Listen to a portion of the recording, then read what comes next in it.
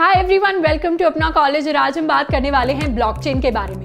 तो यार बहुत ज़्यादा अंडर द टेबल करप्शन होता है और इस करप्शन के अंदर क्या होता है, ब्लैक मनी के बहुत सारे ट्रांजैक्शंस होते हैं। अब इन सारे ट्रांजैक्शंस का रिकॉर्ड कहीं ना कहीं तो किसी ना किसी डेटाबेस में स्टोर होता होगा, पर हम उस डेटाबेस को रिलायबल क्यों नहीं मानते? पहला रीज़न क्योंकि हमारे पास उस डेटाबेस की एक्सेस नहीं होती, एंड दूसरा रीज़न उस डेटाबेस का एडमिन कभी भी जाकर डेटा को चेंज कर सकता है, तो वो रिलायबल नहीं है। इसीलिए अगर हम ऐसा सिस्टम ले आएं जो डिसेंट्रलाइज हो, मतलब एक इंसान के पास उसकी अथॉरिटी नहीं हो, सबके साथ वो शेयर्ड हो, और दूसरा उसको चेंज करना या मॉडिफाई करना नियर टू इम्पॉसिबल हो जाए, तो ऐसे सिस्टम को यार हम बहुत ज़्यादा ट्रस्ट कर पाएंगे। तो ऐसा ही सिस्टम या ऐसा ही डेटाबेस ब्लॉकचेन होता है। ब्लॉकचेन या 1990s में आया था जब इसकी रिसर्च शुरू हुई थी, बट एक्चुअली इंप्लीमेंट हुआ था 2009 में। 2009 में यार सतोशी नाकामोटो नाम के एक एनोनिमस डेवलपर ने बनाया था बिटकॉइन को ब्लॉकचेन की हेल्प से। तो तभी से जो क्रिप्टो करेंसी का बूम है वो वर्ल्ड में आया था। अब ब्लॉकचेन को आसान भाषा में समझे तो जैसे एक दुकान पर बहुत सारे रिकॉर्ड होते हैं कि कौन सा सामान आया, कौन सा सामान गया, किसके पास से आया, कहाँ गया। तो इस रिकॉर्ड्स की सारी किताब को हम लेजर या बही खाता कहते हैं। तो ब्लॉकचेन वही बही खाता है और उसका हर एक सिंगल रिकॉर्ड एक सिंगल ब्लॉक है। अब ब्लॉकचेन है ब्लॉक्स का चेन, मतलब इन रिकॉर्ड्स का चेन। अब एक सिंगल ब्लॉक की बात करें तो इस ब्लॉक के अंदर कुछ कुछ इंफॉर्मेशन या डेटा स्टोर्ड होता है। पहली चीज जो स्टोर होती है ब्लॉक के अंदर वो होती है रेलेवेंट इन्फॉर्मेशन। जैसे बिटकॉइन के लिए स्टोर होगी ट्रांजैक्शन की इन्फॉर्मेशन कि बिटकॉइन किसके पास से आया और किसके पास जा रहा है। तो ऐसे ही अलग अलग यूज केसेस के हिसाब से अलग अलग डेटा स्टोर होता है। दूसरी चीज जो स्टोर होती है ब्लॉक के अंदर वो होता है हैश। अब हैश को हम एक यूनिक फिंगरप्रिंट की तरह समझ सकते हैं। तो जैसे हम आधार कार्ड के लिए अपने बायोमेट्रिक्स देते हैं एंड उसके बाद हमें एक आधार नंबर मिलता है, वैसे ही ब्लॉकचेन के अंदर जो भी डेटा ब्लॉक के अंदर स्टोर करा रहे हैं उसके हिसाब से एक यूनिक कोड यानी हैश जनरेट होता है। अब तीसरी इंफॉर्मेशन जो ब्लॉक में स्टोर होती है वो होता है प्रीवियस ब्लॉक का हैश। मतलब पुराने वाले जो ब्लॉक का हैश था वो अब अगले वाले ब्लॉक में भी सेव हो गया है, अब अगले वाले का उससे अगले वाले में भी सेव हो जाएगा। तो इस तरीके से ब्लॉक्स की एक चेन बन रही होती है और इस चेन के अंदर सबसे पहला ब्लॉक जो भी किसी भी प्रीवियस ब्लॉक का हैश स्टोर नहीं कर रहा उसे हम कहते हैं जेनेसिस ब्लॉक, जो सबसे पहले बनता है। तो हम एक तरह से ब्लॉक्स की हिस्ट्री ट्रैक कर पाते हैं। इसीलिए इंफॉर्मेशन को ट्रैक करना आसान हो रहा है, सारी इंफॉर्मेशन को यूनिक रखना आसान हो रहा है, उसके साथ छेड़खानी करना मुश्किल हो रहा है। इसीलिए ब्लॉकचेन इतना सिक्योर है। अब सिक्योरिटी की बहुत सारी लेयर्स इंप्लीमेंट की जाती हैं ब्लॉकचेन में। तो यार अगर ब्लॉकचेन के अंदर हम निकले किसी भी ब्लॉक का डेटा चेंज करने के लिए तो क्या होगा? पहली बात तो जैसे ही हम उसका डेटा चेंज करेंगे वैसे ही उसका हैश चेंज हो जाएगा। हैश चेंज होने का मतलब है कि उसके अगले वाले ब्लॉक में भी इररेलेवेंट इनवैलिड इंफॉर्मेशन आ गई, मतलब गलत हैश आ गया, और उससे अगले वाले में भी गलत हैश आ गया। तो इस तरीके से जहां पर भी चेन के अंदर चेंज होगा उसके आगे वाला सारा डेटा इनवैलिड हो जाएगा, गलत हो जाएगा। अब इस पर हम कह सकते हैं कि हम तो जाके जी सबका हैश चेंज कर देंगे। तो अगर आप सबका हैश चेंज करने निकलोगे तो उसके अंदर टाइम इतना ज़्यादा लग रहा होगा कि हम सोच नहीं सकते। बिटकॉइन में एक ब्लॉक का हैश चेंज करने में 10 मिनट लग जाते हैं। तो अगर 1 करोड़ ब्लॉक्स हैं तो 200 साल लग रहे होंगे हमें सारे ब्लॉक्स का हैश चेंज करने में। तो यार ये टाइम वाली चीज इंप्लीमेंट होती है प्रूफ ऑफ वर्क नाम के एक कॉन्सेप्ट से। अब प्रूफ ऑफ वर्क का मतलब है कि आपको प्रूव करना पड़ेगा कि आपने कम से कम इतना यानी 10 मिनट का टाइम लगाया है उस ब्लॉकचेन में वो चेंज लाने में।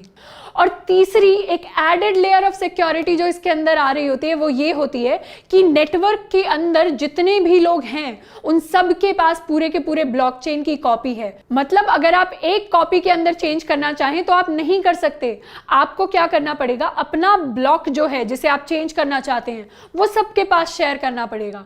अब सबसे एक वोट आएगा कि क्या ये ब्लॉक में जो आप चेंज कर रहे हैं वो सही है या नहीं है।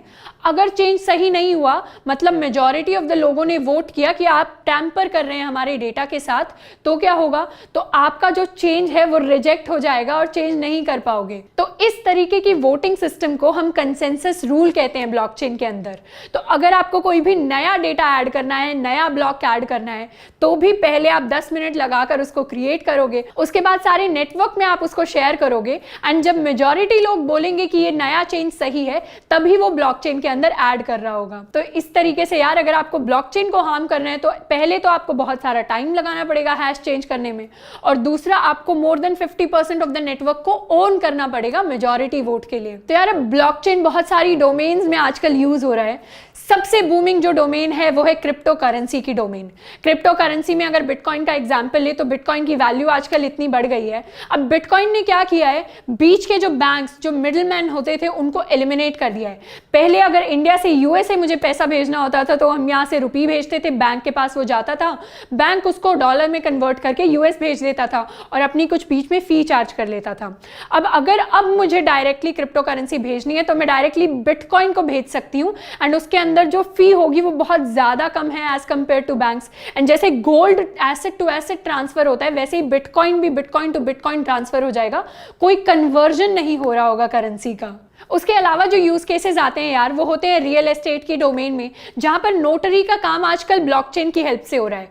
तो जो भी रियल एस्टेट के बाइंग सेलिंग के रिकॉर्ड्स हैं वो सारे ब्लॉकचेन में स्टोर हो जाते हैं और इससे हम हिस्ट्री भी ट्रैक कर सकते हैं उस पर्टिकुलर रियल एस्टेट प्रॉपर्टी की। तीसरा जो यूज केस है यार, वो हॉस्पिटल मैनेजमेंट सिस्टम्स में है, जहां पेशेंट के रिकॉर्ड जो है वो स्टोर होते हैं ब्लॉकचेन के अंदर।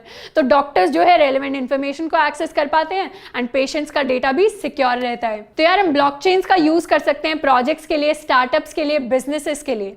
तो या तो हम शुरुआत से स्क्रैच से अपने लिए ब्लॉकचेन इंप्लीमेंट कर सकते हैं किसी लैंग्वेज को यूज करके, या फिर ऐसी ब्लॉकचेन्स एग्जिस्ट करती हैं जिनका हम यूज कर सकते हैं कोड की हेल्प से। तो इन ब्लॉकचेन्स के अंदर स्मार्ट कॉन्ट्रैक्ट नाम की चीज होती है। स्मार्ट कॉन्ट्रैक्ट्स को हम रियल कॉन्ट्रैक्ट्स की तरह समझ सकते हैं, बस वो पूरा का पूरा कन्वर्ट होकर डिजिटल फॉर्म में आ गया है। आसान भाषा में बोले तो ये कोड की तरह है जो डिफाइन करेगा कि लेन देन जो होना है डेटा का वो किस तरीके से होना है। तो ब्लॉकचेन के अंदर आप ये कोड डाल देंगे एंड उसके बाद जितना भी आपका डेटा ट्रांसफर होगा वो उस कोड के थ्रू, उस एल्गोरिथम के थ्रू होता रहेगा। तो इथेरियम नाम का एक ब्लॉकचेन है यार जो बहुत ज्यादा पॉपुलर है, जिसका हम यूज कर सकते हैं सोशल कॉन्ट्रैक्ट की हेल्प से। और इसके लिए सॉलिडिटी नाम की एक लैंग्वेज होती है जिसे हमें सीखना होता है। अब सॉलिडिटी बहुत आसान लैंग्वेज है, अगर आपने बेसिक प्रोग्रामिंग सीखी हुई है तो आपके लिए बहुत आसान है इसको सीखना। इसको सीखने के बाद आप इंप्लीमेंट कर सकते हो इथेरियम पे एंड आप अपनी खुद की एप्लीकेशंस के लिए ब्लॉकचेन का इस्तेमाल कर सकते हैं। तो ये हमने सारी इंफॉर्मेशन डिस्कस कर ली है ब्लॉकचेन के बारे में। इसके बाद अगर आपको एक छोटा सा ट्यूटोरियल चाहिए कि कैसे स्क्रैच से एक ब्लॉकचेन को इंप्लीमेंट करना है तो वो आप कमेंट कर सकते हैं नीचे। आज के लिए इतना ही है ना। आई होप कि ये वीडियो आपके लिए हेल्पफुल रहा होगा। मिलते हैं नेक्स्ट वीडियो में। Till then keep learning and keep exploring.